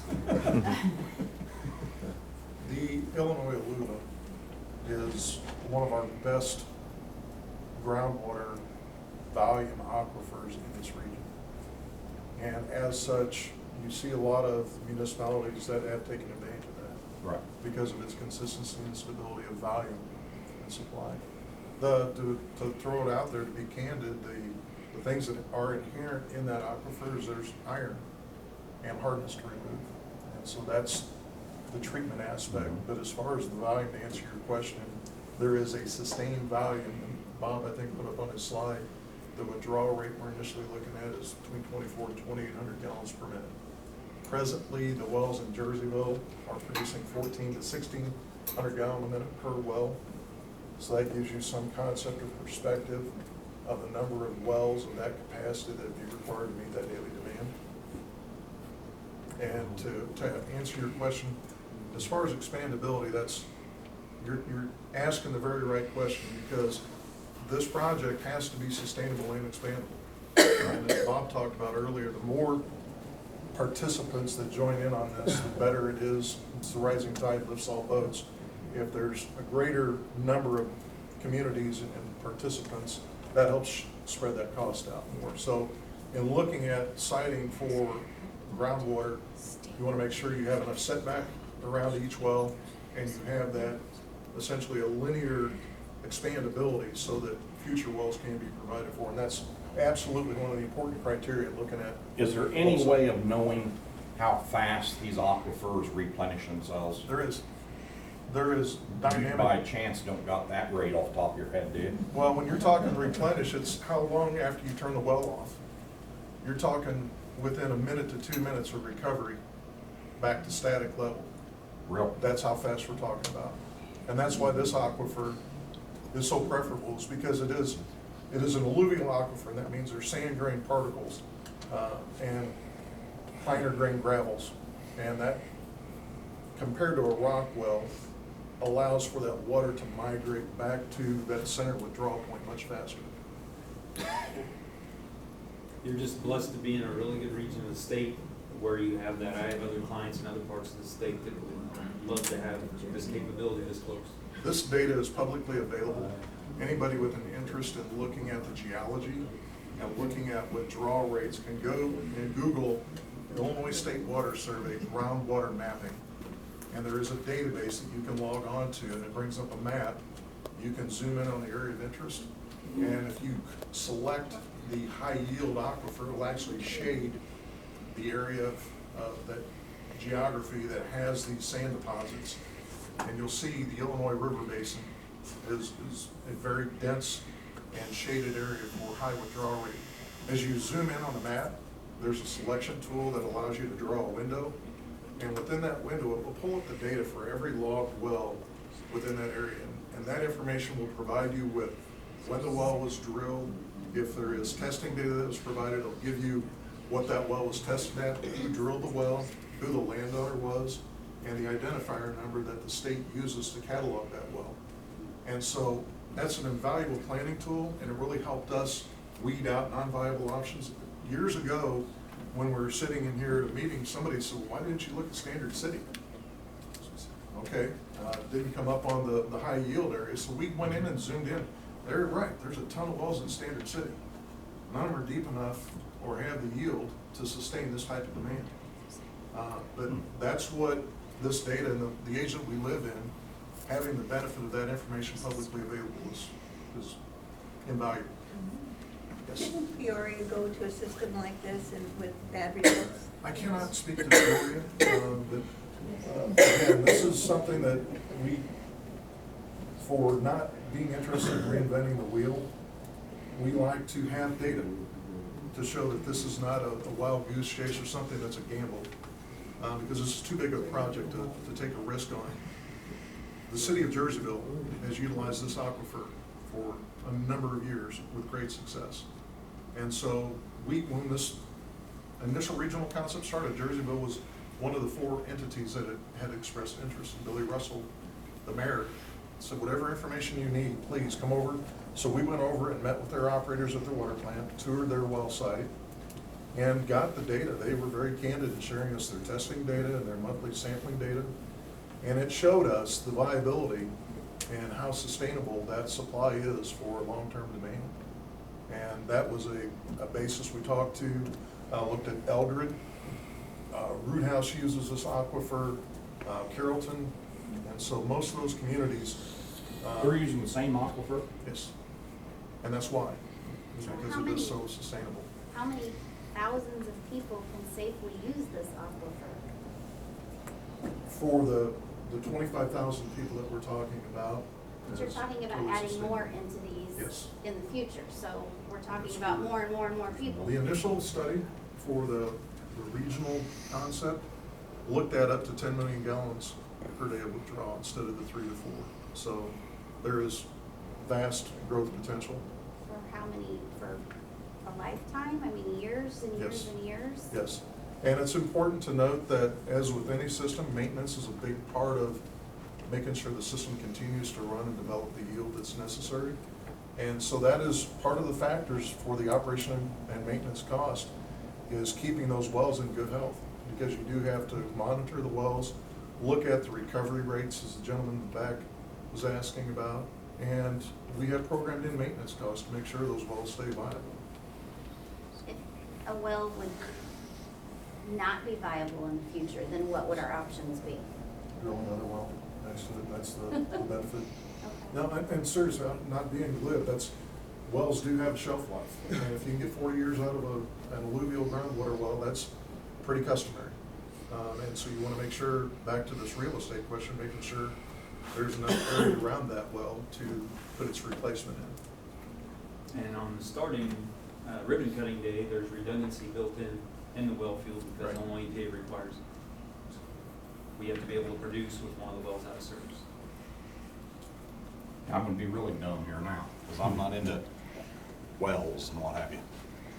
But you said 10 million gallons. Is that per well? Per day. Per day? Total. Per well, Total okay. day, not per well. I guess my question is I understand about these wells rejuvenating themselves, refilling from the groundwater, it filters down into the well. And you drill another one if that one, whatever reason, quits replenishing itself. Isn't there, correct me if I'm wrong, is there not like a big underground lake or something we're tapping into? Think of it like a river. A river? Okay. Well, I think where this lady was going, if more and more people, which evidently we have no control over, because you're right, and I knew this before this meeting, that Carrollton and several communities over west of here own these well-type systems already. There's nothing that would be able to, that alluvial water, this company would be able to do to stop other communities in the future from tapping into this same water source. And that goes back to how successful is the area going to be in growth? Well, but I'm going further than that. I'm saying not tap into this company, but tap into that water source But saying and that- eventually robbing water basically from us. Is that possible? It's a great point. Is this river or lake possibly in 100 years going to go dry because we've got St. Louis and Springfield and Peoria and Quincy and whoever tapping into the same Actually, no, source? you don't. City of Quincy comes out of. Well, the I understand that, but I'm Mississippi talking River. other communities. Yes. And so the things that you're concerned about is anything that's up gradient or above these sited wells. Right. If St. Louis takes more water, that's downstream, so hydraulically, they're at a lower gradient, so their impact would not be. We would impact them instead of them impacting us. That's correct. But everything north of us, they could, in essence, the more communities that jump on could be to our detriment. But keep in mind that some of those exact communities you're talking about are already tapped into this aquifer, because that's their.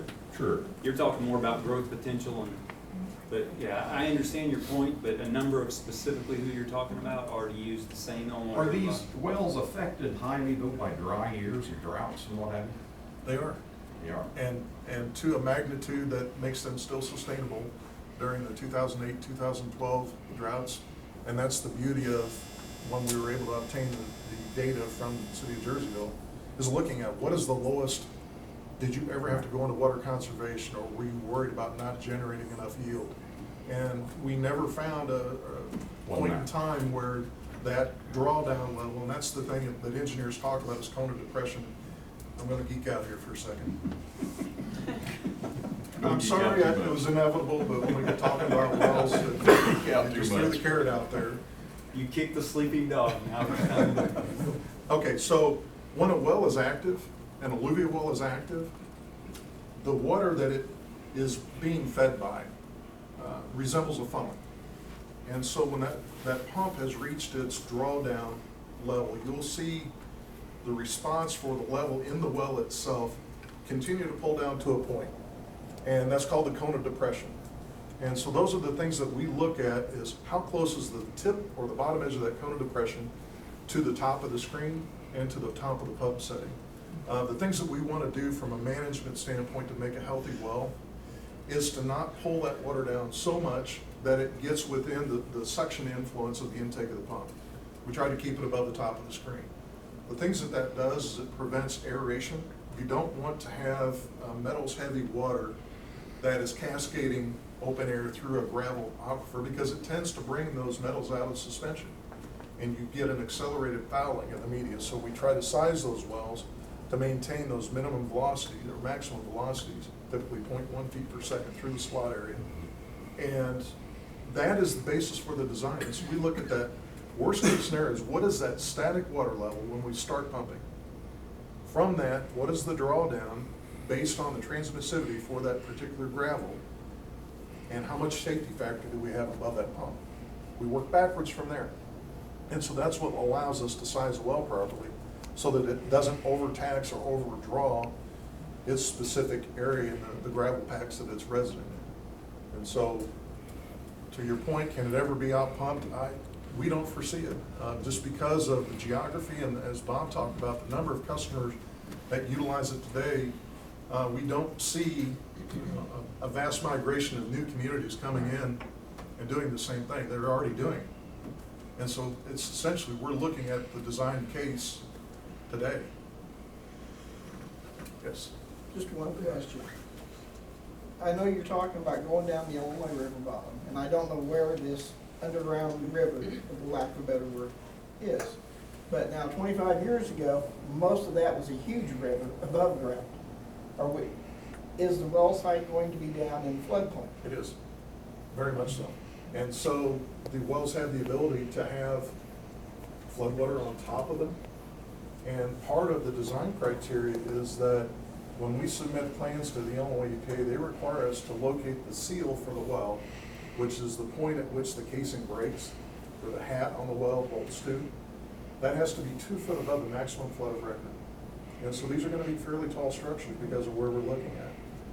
The other important thing to think about is that because of the depth of these wells, approximately 95 feet deep, we're looking at a fairly significant clay boundary layer above them, and that is a very strong benefit for us because it gives us. They can see it very well. Okay. Evan, thank you, man. That's a good representation of what that structure looks like. It's a super high deer stand. And the benefit is that by having enough clay layer there, there's an insulating factor that if these wells were 35 feet deep, there wouldn't be as much clay layer. And so EPA looks at the testing data off the well to rate them, and their determination is that under the influence of surface water or not.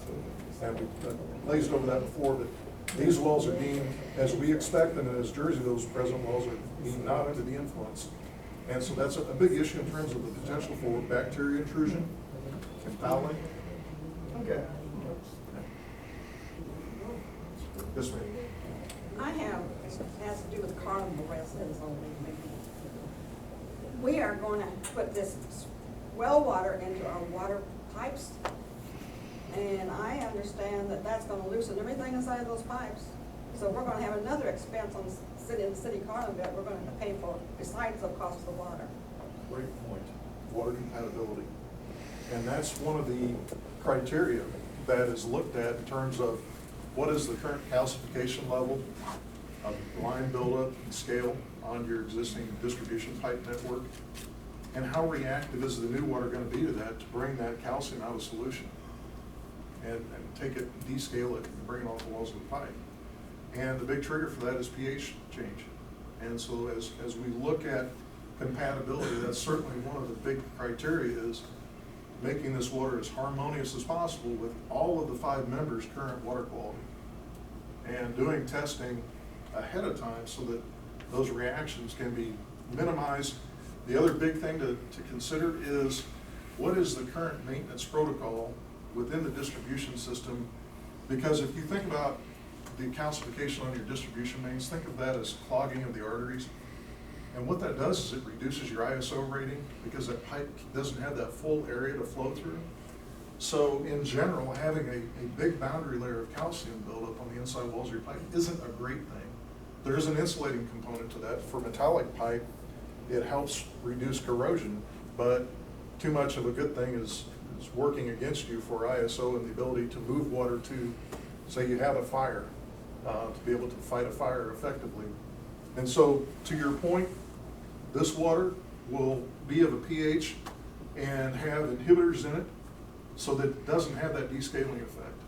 Ahead of that, the things that each member will need to do is to work with their operators to make sure that their systems are as clean as possible, so you don't have this reaction when water quality is changed. But that's a very valid point, is making sure that that dynamic is addressed before the tap is turned on, so that you don't have the shock reaction. Thank you. Yes, sir. Okay, so we had a slide that said the real cost of Litchfield is going to end up being more.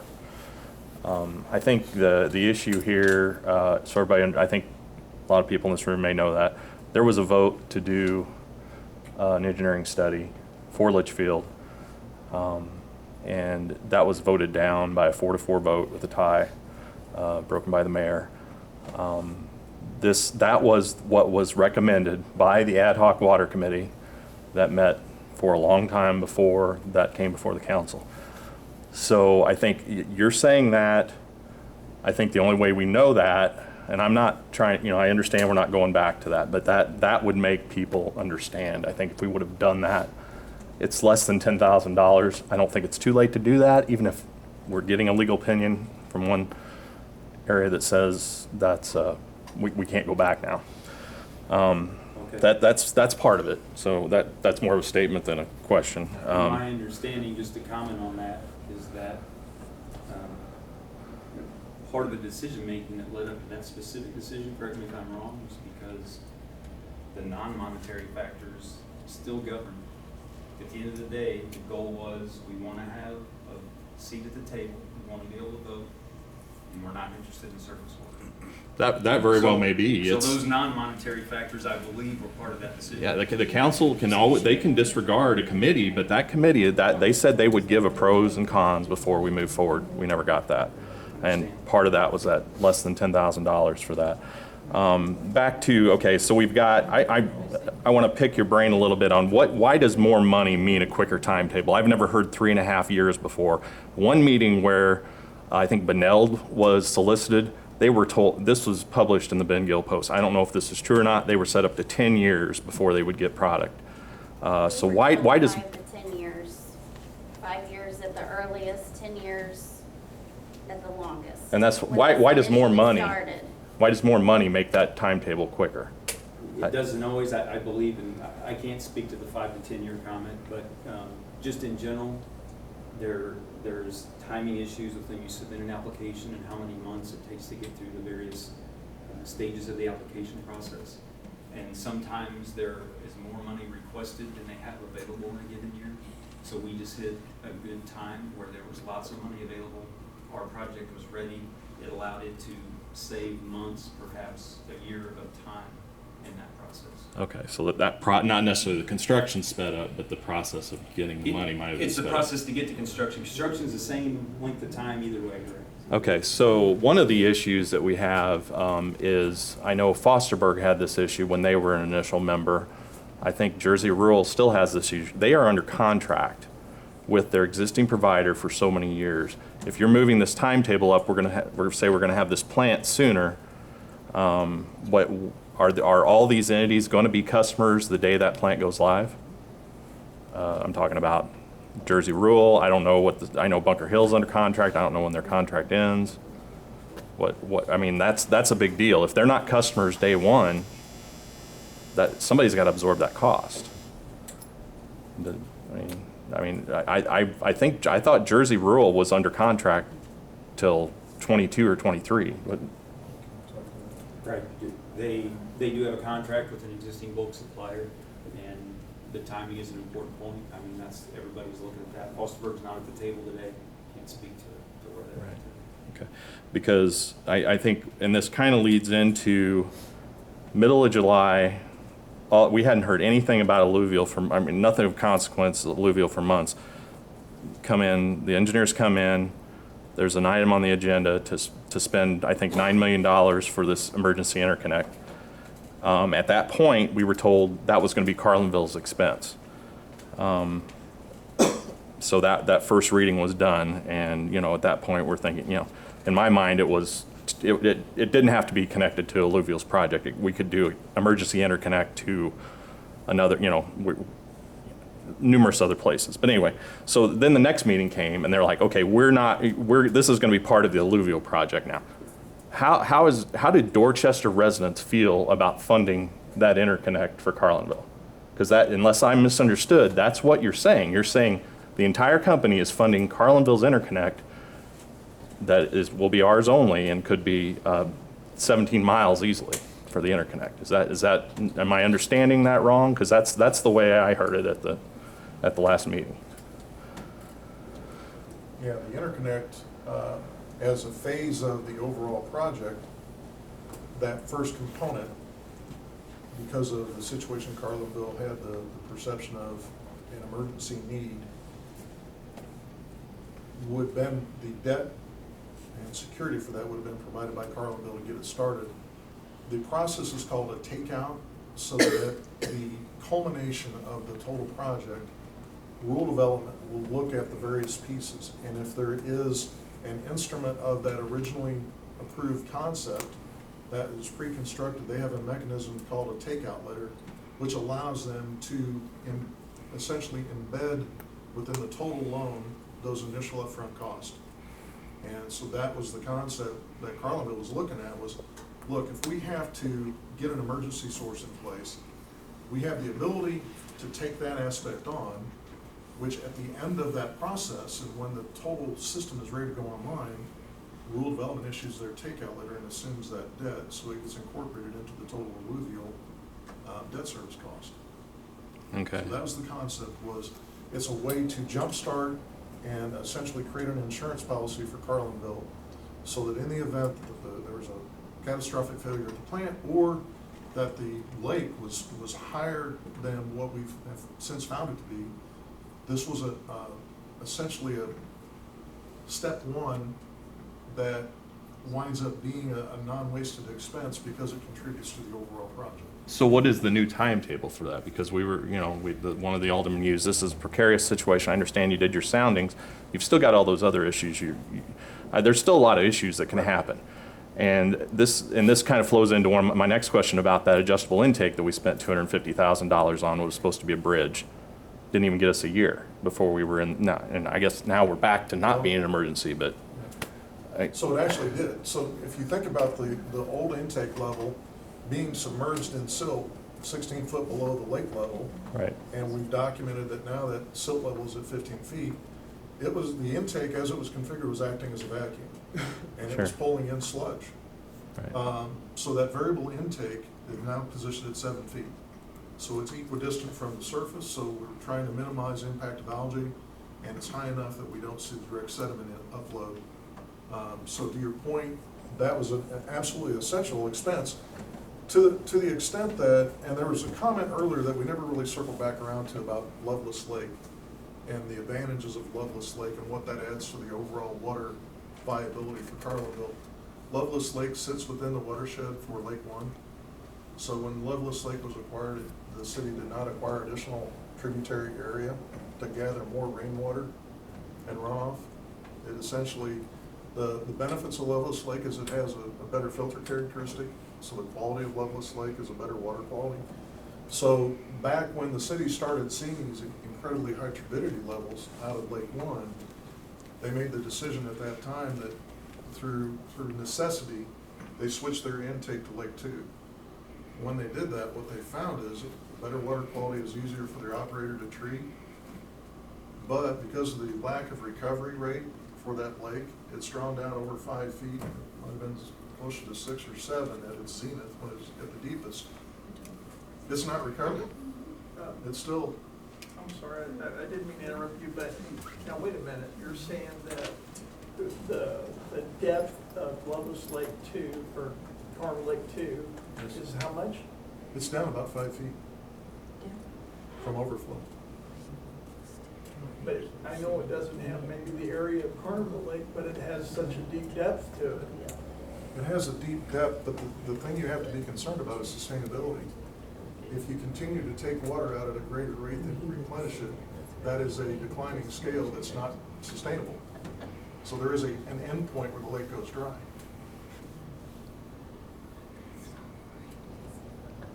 Okay, That's so the bottom line. because of the small feed-in to it, it's got a longer recovery period. That's correct. Yeah. Better water quality, it just doesn't fill up as fast. Yeah. And so that's the downside. So as we've been working with Dan has got a concept of utilizing Loveless Lake as the insurance policy, trying to build it back up to full volume and use it in the event that there is another water quality catastrophe at Lake One for as minimal a period of time until that particular issue can be addressed. Because, again, it's good water quality, it just unfortunately didn't add anything to the bank of water that Carlinville has coming in. So it is a declining asset in that regard.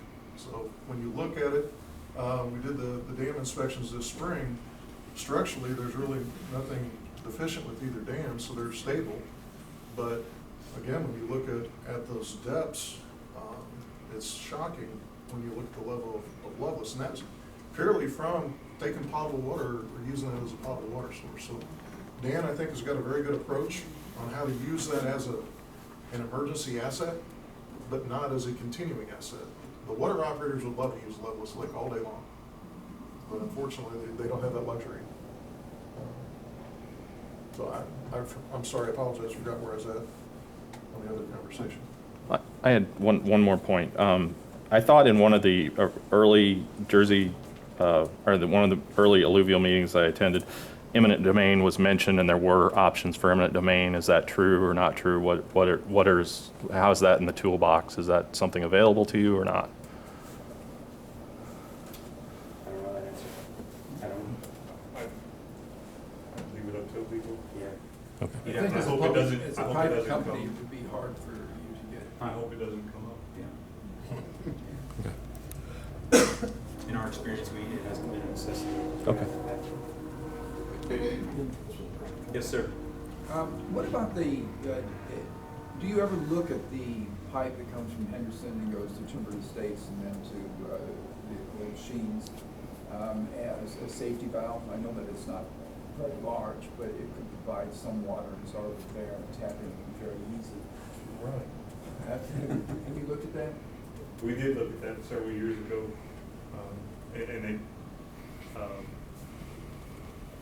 well, not that specific line, but a line from Henderson that gets closer to Carlinville. And it can provide a little bit of water, maybe in the range of, this has been a lot of years, so give me a little buffer on my memory, but somewhere around the range of 100 gallons per minute in that neighborhood. Carlinville would have to extend a main some small distance out to attach onto that. Is 100 gallons a minute a lot or a little? A little. Yeah, a very little. I think Carlinville needs 1,000 gallons a minute. But what about this other one that comes from Timber Estates and goes through here? There is no line that comes from Timber Estates. It goes through here. I would like to say one thing about this emergency supply you're talking about, needing for Carnival. Central McGuffin County is hooked on to Henderson now, as well as Jersey County Rural Water. So we've got 3 4-inch connections that could be, if it was used right, be an emergency source for Carnival. We could feed backwards. we're getting all of our water primarily from Carnival. We got another 20 years, I think, on the loan, or on the contract. But Central McGuffin Rural Water does have 3 connections, 4-inch connections, that can supply water in a real emergency backwards, which we didn't have a couple years ago.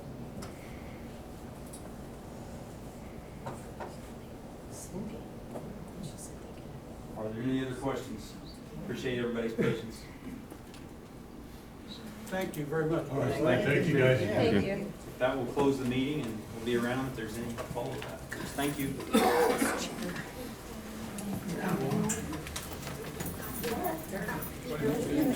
Oh,